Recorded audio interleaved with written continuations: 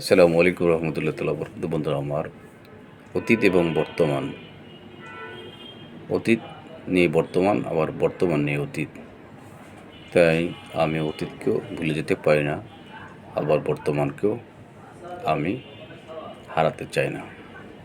অতীত এবং বর্তমানের সমন্বয় একজন মানুষ, সাধারণ মানুষ থেকে আস্তে আস্তে সে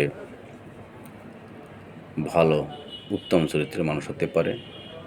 যে মানুষটি তার অতীতকে ভুলে যায়, তার মধ্যে তো আর কিছুই থাকে না।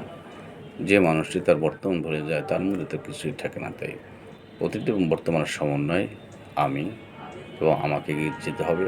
সকল কাজে আন্তরিক ভালোবাসার মাধ্যমে সম্পন্ন করতে হবে।